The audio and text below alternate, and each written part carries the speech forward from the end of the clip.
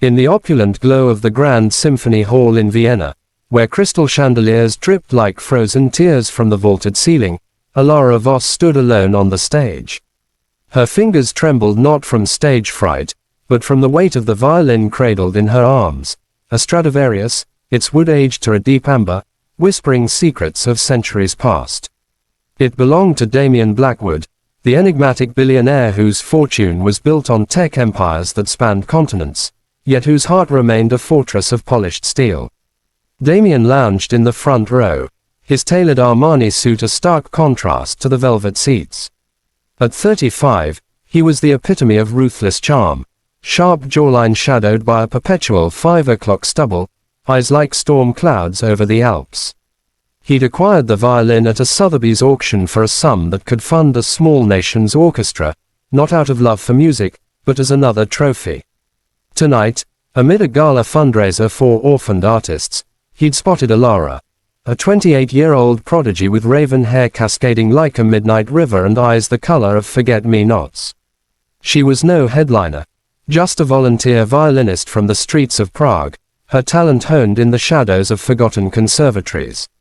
As the applause from the earlier performances faded, Damien leaned forward, a smirk playing on his lips. He rose, microphone in hand, his voice booming with the confidence of one who owned the room, and half the world. "Ladies and gentlemen," he announced, "I've a proposition for our lovely Alara here. This violin of mine, it's said to sing only for the pure of heart. Play it for me tonight, under these lights, and if your melody pierces my soul." He paused, the crowd tittering in anticipation. "I'll marry you, right here, on this very stage." Laughter erupted like champagne bubbles.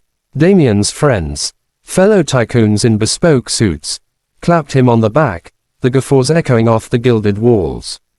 To them, it was a jest, a billionaire's whim to spice up the evening. Alara's cheeks flushed crimson, but not from embarrassment. She clutched the violin tighter, its curves fitting her like an old lover's embrace. Marriage, to this man who collected hearts like he did vintage wines. Absurd, yet beneath the ridicule, she saw the flicker in his eyes, a challenge, perhaps, or a dare to the universe itself. The conductor, a kindly old man named Elias with silver hair like spun moonlight, handed her the bow. "Play, child," he whispered. "Let the strings weep what words cannot." Alara lifted the violin to her chin, the cool wood kissing her skin. The hall fell silent, a sea of expectant faces blurring into a haze. She closed her eyes, and in that breath, the world dissolved. Not Beethoven's fury or Vivaldi's whirl. No, she chose a melody of her own, a haunting adagio she'd composed in the dim-lit cafes of her youth, when her mother, a faded opera singer, lay dying in a threadbare hospital bed. It was called Echoes of the Forgotten String, a lament for lost innocence, woven with threads of hope that refused to fray. The first note sliced the air, pure and piercing, like a lover's sigh in the dead of night. The Stradivarius awoke under her touch, its voice richer than aged cognac, deeper than the Danube's secrets.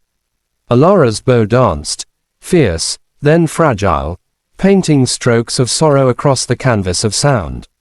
The melody swelled, a child's laughter dissolving into rain-soaked sobs, a heartbeat quickening then faltering, the ghost of a hand reaching across an unbridgeable void.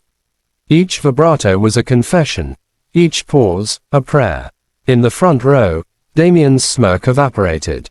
He shifted, unbuttoning his collar as if the air had thickened. The laughter died on the lips of his companions. One by one, they leaned forward, entranced. An elderly dowager in the balcony dabbed her eyes with a lace handkerchief. A young couple in the mezzanine clasped hands tighter. But Damien, he felt it like a thunderclap in his chest. The music uncoiled something buried deep, memories of his own mother, gone too soon in a car crash when he was 12, her final words a hummed lullaby he'd long suppressed. Alara's notes resurrected her, the warmth of her fingers on his cheek, the scent of lavender in her hair, the promise she'd never keep. As the crescendo built, Alara poured her soul into the strings. She wasn't just playing, she was unraveling.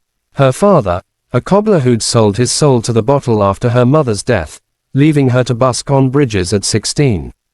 The nights she'd traded melodies for meals, the lovers who'd praised her fire only to flee its burn.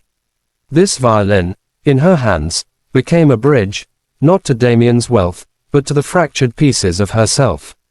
The final arpeggio cascaded like tears freed from a storm, resolving into a single, sustained note that hung in the air, fragile as spider silk, before fading into silence. The applause exploded, a tidal wave crashing over the hall. Roses rained from the balconies. Shouts of "encore" mingled with sobs. Alara lowered the violin, her chest heaving, sweat beading on her brow like dew on petals. She met Damien's gaze, expecting mockery, but found only raw vulnerability, his eyes glistening, jaw clenched against the tide. He stood, the microphone forgotten, and climbed the stage steps with the gait of a man reborn. The crowd hushed, sensing the shift. "Alara," he said, voice rough as gravel, "that wasn't a performance. That was resurrection." He took her hand, the calluses of her bow hand rough against his manicured palm. "I laughed because I feared this, feeling anything real in a world I've armored myself against. But you played the song of the ghosts I buried. Marry me. No, that's too small. Let me spend my life earning the right to stand beside you, to learn the notes you keep hidden." Gasps rippled through the audience. Alara searched his face, seeing not the millionaire, but the boy who'd lost his melody too soon. "Damien," she whispered, "the violin doesn't sing for the pure of heart. It sings for the broken ones brave enough to listen." In that moment, under the chandelier's benevolent gaze, Damien Blackwood, the man who'd conquered boardrooms and markets, knelt. Not in jest, but in surrender. He pulled a ring from his pocket, not a diamond colossus, but a simple band etched with musical staffs, bought on impulse years ago for a dream he'd abandoned. "Right here," he echoed his earlier words, "if you'll have me." Alara's laughter mingled with tears, light as the violin's final echo. She nodded, and as their lips met in a kiss tasting of salt and possibility, the hall erupted once more. But this time, it wasn't for the music. It was for the miracle of two souls, strung together by a forgotten note, finding harmony in the chaos. Elias, from the wings, smiled through his own tears. "The strings choose their players," he murmured. And in the heart of Vienna, where empires rose and fell, a new symphony began, not of wealth or fame, but of redemption, fierce and tender as dawn's first light. Thank you for watching this story till the end. Sparkles. If it touched your heart, please support us. Thumbs up, give it a like. Speech balloon, share your thoughts in the comments. Bell, subscribe to our channel and turn on notifications. Your support helps us create more stories that inspire and make you believe in miracles. Your participation means a lot to us. Heart.